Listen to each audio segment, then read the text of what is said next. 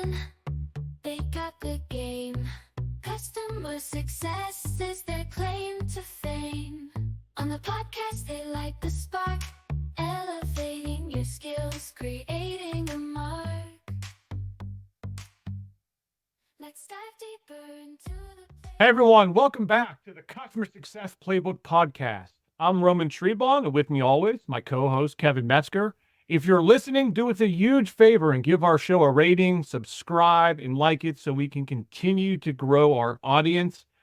Kevin, I just got back from the beach. I'm feeling relaxed. I'm excited for our episode, our guest today. How you been? I've been great. Had a busy week working and all that, but was jealous of you spending time at the beach. I did no work, Kevin. I actually unplugged a little bit this time. I typically don't unplug. I completely unplugged, almost like 80% unplugged, which to me almost feels like completely unplugged. So I feel great. And we have an amazing show lined up, don't we? Yeah, we do. I'm excited about today's show. We have the pleasure of speaking with Swati Garg. Swati is a female serial entrepreneur who started her first venture in 2016 when she brought to life her vision of Milo Associates, a recruitment firm specializing in customer success and professional services.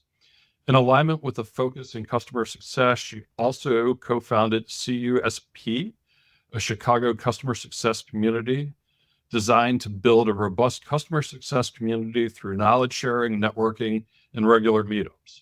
Swati, individually and on behalf of Milo Associates, has been highlighted across multiple platforms, including being named one of Smart Carrot's top 50 customer success influencers, one of USA Today's top 10 recruiting experts, was featured in Yahoo Finance, and Milo Associates was named 2023 Stevie Awards winner. Swati was also named a 2023 Success Coaching Customer Success Thought Leader, as well as 2024 Ever After Most Creative Customer Success Leader. Swati is in a great position to discuss today's topic, what companies value in a customer success leader. Swati, how are you? Welcome to the show. I'm great. Thank you so much for having me today, Kevin and Roman. We really appreciate it. I'm excited about today. Yeah, so are we. Let's go ahead and get started with the topic. So today we're hoping to dive deep into what we know every customer success leader should be able to strategically influence and organize, maximize customer value, measure, communicate success, etc. But Swati, what does that mean, and how has the world changed in the last few years? Yeah, the role's changed a lot in the last few years. Previously, on customer success, we were very focused on satisfaction, retention. A lot of our work was more reactive, right? There wasn't always a number tied to revenue. Fast forward to today, so much has changed, right? We're all about proactive customer engagement, overall health of the customer, right? Customer success is being increasingly viewed as a revenue driver, which is so important for us because that is what we're doing. And it's nice to finally see that kind of come together and having metrics closely aligned to that. And then there's so much more data around customers now too. So I think a lot has changed maybe in the last even 5 years or so. So Swati, what are the top qualities and skills companies are looking for in a customer success leader today? So I would say there's really 5 top skills that we're really focused on, right? So one, leaders that are focused more on the revenue generation side, right? So understanding how to tie customer success to revenue and being able to communicate that, right, to their leadership, to their board, and to their internal team so they can speak to customers like really well and like coming from a very educated perspective in that space, right? Understanding the business. I think that, one of the big things is that customer success, you don't want to just be focused on this, on your function. Now, CS leaders really need to understand the business overall, right? Really understanding what parts of the product, what features are doing really well, what features aren't doing really well, what their customers want. So understanding the business overall is going to be really helpful with that. We're seeing more and more industry knowledge is becoming more important, making sure that CS leaders understand the customer persona, understand how to speak to the customer, understand the industry that the customer is in, not only what their product is in, speak their language, but also, become their trusted advisor, right? That's becoming more and more important. And obviously having really strong communication skills internally and externally. And then I'll kind of like end with just making decisions using data. We're seeing more and more in terms of customer success platforms, having a lot more robust data features. All of these AI functionalities are coming out. So it's not only important to have them, but it's also important to understand how to leverage them and use them to really provide strong customer data and feedback. Great. And so along those lines, like with what kind of technology and what kind of data analytics should the customer success leader be focused on? What should they be looking at? I'm going to go back to leveraging the data, really understanding the different CS platforms. There have been several that have come up in the last few years. They went from like a few main ones to an abundance of CS platforms, and they're all using data and leveraging AI in various different ways. So being able to understand how to implement that, how to leverage that, and what platform is going to be best for their business. Obviously, every platform has a slight differentiator based on company size, industry, all of that. So understanding which one is going to be best for their business is going to be really important. And then using these tools to drive efficiency, streamline.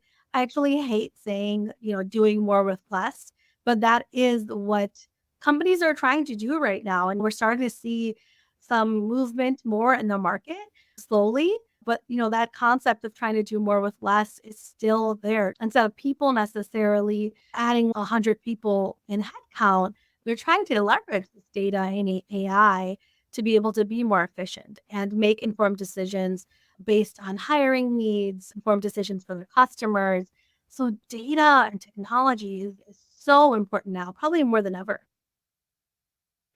In Swati, what are the challenges that customer success leaders are walking into? You talked about trying to do more with less, maximizing revenue, understanding the business. What are the challenges that these leaders that you're recruiting for and that are coming to these organizations? What are they challenged when they're joining these organizations? Yeah, so some of the big ones that we're seeing are really obviously customer retention and expansion. In this market, retaining customers and ideally expanding them is one of the biggest challenges that CS leaders are facing, right? Wanting to keep the customers that they already have.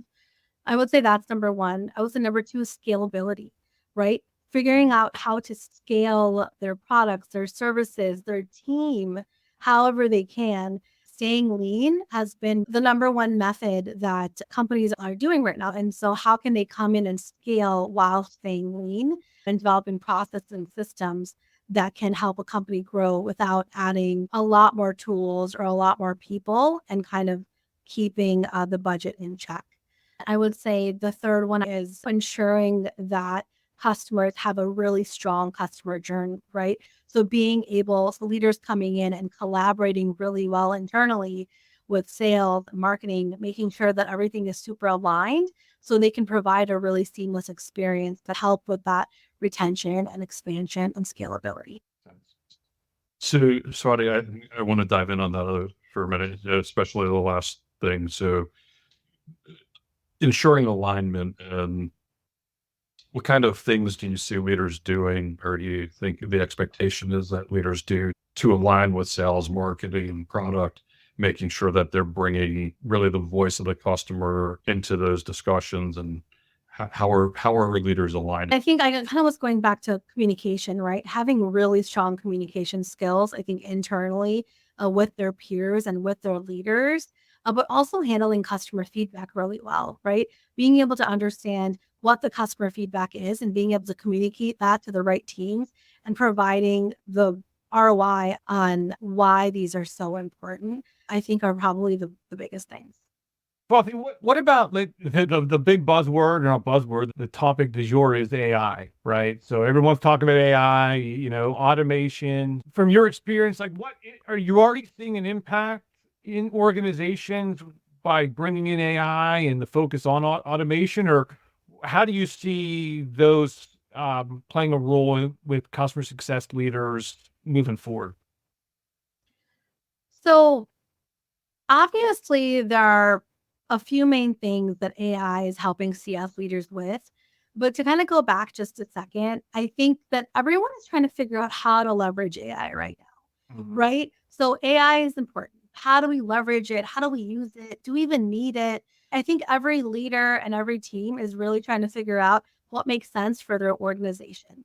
And I don't think it's immediately like, okay, we have AI, we need to plug it in. It's more of like, okay, AI is this big tool that is becoming more and more robust in the world. How are we going to leverage it? And I think the companies that need it are leveraging it well, are doing it by like working with AI to personalize customer interactions, getting more predictive analytics so they can actually forecast better, right? Getting more customer insights to be able to predict what customers need and be proactive about that. And then, of course, we talked about efficiency and streamlining and trying to do more with less. I'm not just talking about people. I'm talking about, minimizing tools, being careful with their budget with hiring, really anything that is going to cost the company money, trying to streamline and improve efficiency in that regard.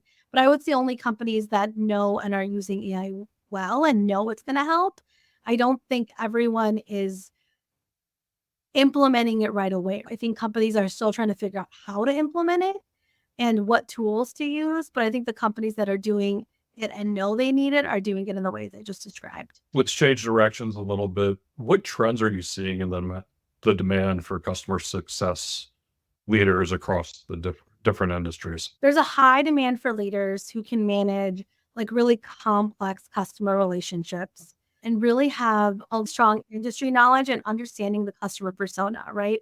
Now, even though there are an abundance of candidates in the market, companies are becoming much more granular and much more specific in who they are hiring. They want somebody who understands the industry really well. They want somebody who understands the customer persona really well. So leaders can come and speak the language right away and become that trusted advisor. It's becoming really, really important. And this is more like administrative, but hybrid. Hybrid is a growing trend. So leaders that are close by offices that can come in and really provide that on-site culture and experience for teams, or at least travel to it quickly, is becoming more and more of an important trend. Makes sense.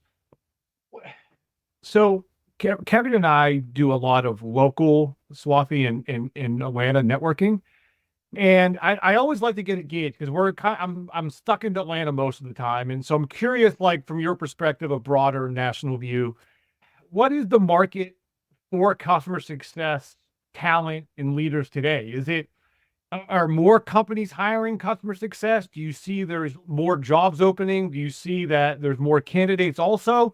I'm just curious to get a feel for it because it seems, again, like there's more and more people looking for those kind of customer success leadership roles. But again, one man's perception, it seems to be a little bit less than it used to be. So anyway, just wanted to kind of pressure test that and see what you're seeing at a broader stage. Yeah. So I think from a customer success candidate level, there's an abundance of candidates, right? I think there is a huge growth spurt in the interest of the field, which I think is amazing. People are really strong communicators, technical, all the amazing skills that we want in a CS person. I think people are starting to discover. I just talked to someone yesterday who had never heard of it and is interested, right? So I think more and more people are getting interested in the space. I think it's amazing for the growth of the function, in my opinion. To that extent, with the market, I am seeing a lot more roles on the leadership level. I think that when it comes to teams, people are keeping teams lean, right? With being able to leverage all of these data and tools. So I think it feels like there's an abundance of candidates out there and not a lot of roles. But I think companies have just been on hold for a little bit longer than we'd like. But I do see that changing. And I do see that evolving later this year. I think that and I'm hoping, and I'm going to say this, but I do feel like they're very close to the end. I don't think it's going to be this explosive growth that people are maybe hoping for, but I do think we're going to get to a new normal very soon where we are going to see hiring and growing and backfilling a little bit more than we have seen in the last year and a half. I love it. That's good news. We're going to put a breaking news banner, Kev, on the bottom. I'm not being political. Like to spur stuff into the mix with companies doing hiring. Do you think that it'll be post-election that we start seeing things open up, or do you think it might open up before then? Oh my gosh. I wish I was psychic, but I'm not.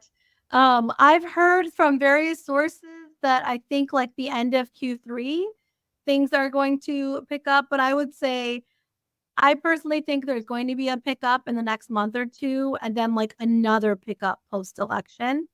So almost like too little pickup. We get some humps. That'd Yeah. be good.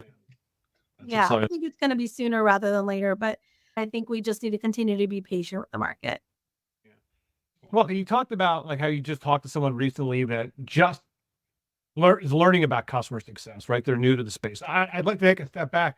You've been doing this for a while now. So how did you come across customer success? Like, where did Milo Associates, like, how did that all emerge? I'm curious how you gravitated to it so early, not early, but way earlier than a lot of people are, and we're kind of ahead of where customer success was.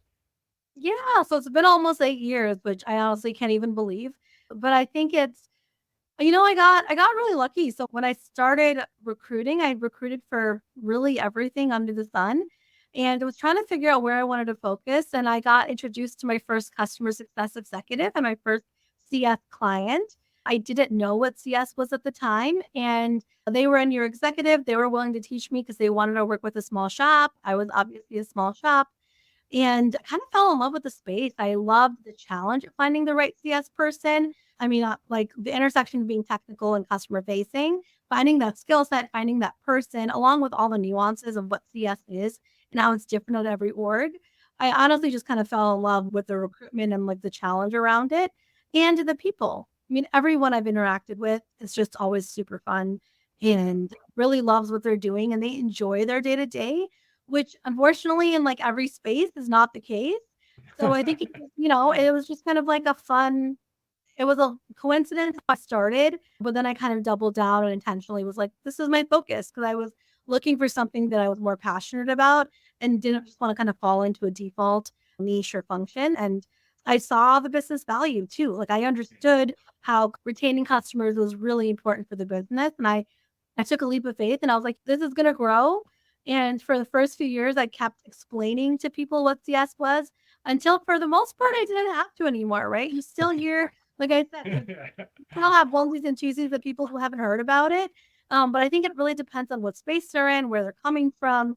But I feel like people who are generally in the tech space know CS now. And I wouldn't say that was the case like 6 years ago. Yeah, no, it's cool because hearing you talk about the culture of CS is neat. Like, and you get very interesting people coming into the industry, and that's cool how you came in and actually helped educate folks on it as well. Speaking of culture and culture fit, when a candidate's going to a company and looking at a company, how do you suggest that they assess, the specific company's customer success team and the cultural fit as a leader coming into a company and how the company sees customer success and whether there's a good mesh there, I guess. Yeah. So, I mean, Milo Associates, we're really big on mutual fit, right? That is the most important thing to us when we're doing recruitment. Part of our recruitment process originally on the client side or on the company side is we do a deep dive call. So we ask a lot of questions to understand the company values, the team values, the day-to-day of the company in terms of their culture, the management style, to really understand what the company culture is and what their values are. So when we go on the candidate side and we're starting to talk to people who we think could potentially be a fit for our client, we're asking a lot of questions about how do they define a good culture, what motivates them, right? Why they left their previous roles, and how they communicate, right? Like to really understand, like, are they going to get along with their manager? Are they going to enjoy the company culture? Everyone defines a good culture differently, right? When like, I have a great culture, like, what does that even mean? A great culture to you could not be a great culture to somebody else, right? As people grow and change, like what they define as good changes. And what we're really good at is figuring out what good means to you right now and what good is to the company. So we're just trying to get the same goods together if that makes sense. That's how we assess, right? It's all about making sure that we're aligning values and aligning communication and aligning that people who want the same day to day. Yeah. I think that's so important. I think those probing questions you talked about are so important to try to understand, what that culture is like. And I just talked to someone that left an organization because it was a complete oil and water situation. They were not culturally aligned, and they both sort of agreed it was not a good fit. It's so important. So, Kev, I think it's time to get into the hard-hitting questions, unless you have some other items here for Swati. Let's hit on the hard-hitting questions. All right. A place you'd like to travel that you've never been? I want to go to Africa to go to a real safari one day, hopefully. That would be awesome. Yeah, that's exciting. How about a favorite book? I would say the one that I actually reference the most is Lean In by Sheryl Sandberg. I reference it the most in conversations, so I'm going to say that's my favorite. Awesome. Are you an early bird or night owl? I'm a night owl. Yeah, I'm working on being an early bird. It hasn't happened yet. One day. I had to change. I made myself change to an early bird. I was a night owl. Oh, I would love your strategies because I think that's something that I've been trying to do for a few years. And it's So how about, any sports that you enjoy? This isn't a sport, but I'm on a skee ball league. So if you know the arcade game of a yeah, it's not a sport. I love skee ball, and I'm on a league, and I do that weekly. I don't really play any sports, I guess. But when it comes to watching, I like gymnastics, and I'll watch basketball and ice skating. But I don't really play any sports. I can't believe you're in a skee ball league. That is the coolest thing I've ever heard. That is awesome. I didn't know this existed. Now I have to look up. I literally 8 minutes after this podcast recording, I'm going to go look up and see if Atlanta has skee ball leagues. So now I'm not. Oh my gosh. You should. The one in Chicago has been around for 10 plus years, and it's been run by the same person. And he's amazing and so passionate. And honestly, everyone I've met is a lot of fun. I mean, some of these people have been playing for 10 plus years. I mean, they're amazing. There's all these different games that they can do with this simple setup. It's honestly a blast, and it's a great midweek stress buster. So that's awesome. Very low commitment. I would highly recommend it to anyone that wants to try it. It's a lot of fun. Really? Yeah. So awesome. So where else can our audience find you, Milo Associates? Where can I find more information about you and what you do? Yeah, I mean, you can connect with me on LinkedIn, obviously. We have Milo Associates has a great LinkedIn page. And then I would also say just miloassociates.com. We try to keep that pretty updated. We also have monthly webinars highlighting CS and PS leaders on talent and people topics. So if you want to just continue to learn and grow, I would say miloassociates.com and our LinkedIn page are probably the best way to connect with Milo Associates. But you can always connect with me. I'm on LinkedIn maybe 30 times a day. So, you'll hear from me pretty quickly. That's awesome. Well, Swati, thank you so much for joining us. I love the conversation. This has been awesome, and I know our audience will as well. Thanks, everyone, for listening. We hope you enjoyed our conversation. Check us out on LinkedIn as well. At Roman Trebon, you can find me. You can find Kevin at Kevin Metzger. Check out our Customer Success Playbook page on LinkedIn as well. And we'll have videos of this episode and others that you can check us out. And as always, thanks for listening. Bon playing. Bon playing, everyone. With each episode, they share their views, strategies and tactics that you can use, from challenges to triumphs. They cover it all, helping you navigate when you hit a wall. So tune in now and join the quest. Kevin and Roman put you to the test.